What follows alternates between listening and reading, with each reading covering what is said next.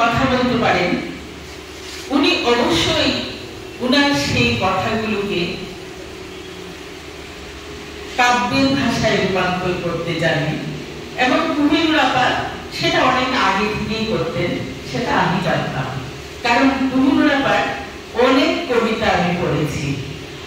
কোন অনুষ্ঠানে গেলে কুমিল্লা আপা আমার জন্য উনার ডায়েরিটা নিয়ে যেতেন এবং বলতেন, নাসরিন পড়ো, তুমি আবৃত্তি করলে আমার ভালো লাগবে। আমি ওই অনুষ্ঠানে কবিতা আবৃত্তি করতাম, কুমিল্লা আপার লেখা কবিতা।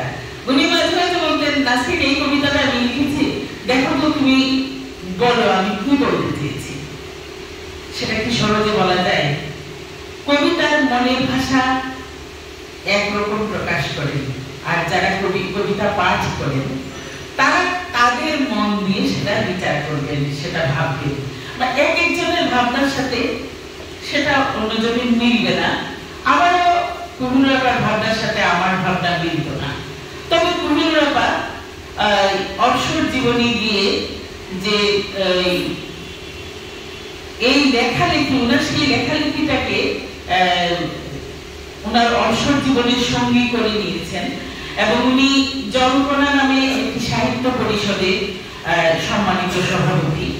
উনার সভাপতিত্বে প্রকাশিত 100 জন কবির কবিতা নিয়ে একটি কাব্যগ্রন্থ জলকন্যা প্রকাশ করেছে।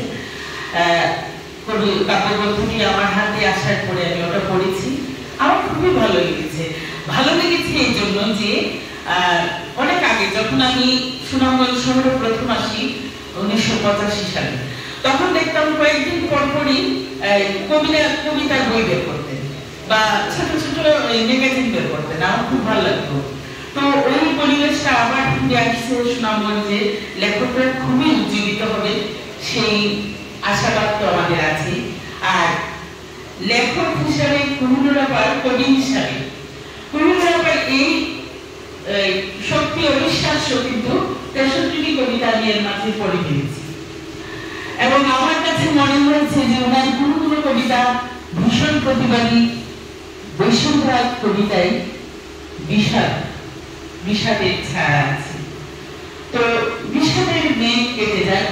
কুমিল্লার জীবন, ওনার জীবন কিন্তু সফল, উনি একজন সফল মা। একজন নারী হিসাবে আমি ওনাকে শ্রদ্ধা করি, সম্মান করি, কারণ একা একা জীবনের সংগ্রাম করে সন্তান প্রতিপালন করা এবং জীবনে নিজেকে প্রতিষ্ঠা করা খুবই কঠিন, সেটা আমরা হয়তো বুঝবো না। কবিতার মধ্যে সেই ছায়া আছে, গাঢ় একটা বিষাদের রং।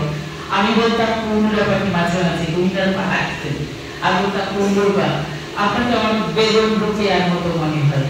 কেন মনে হয়?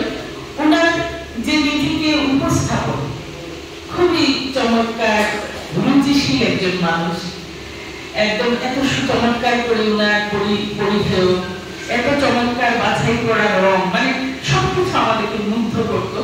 এখনো আমরা মুগ্ধ হই কুমিল্লার বিভিন্ন কর্মকাণ্ডে। আমরা এখনো আপনার গুণমুগ্ধ ভক্ত আপা।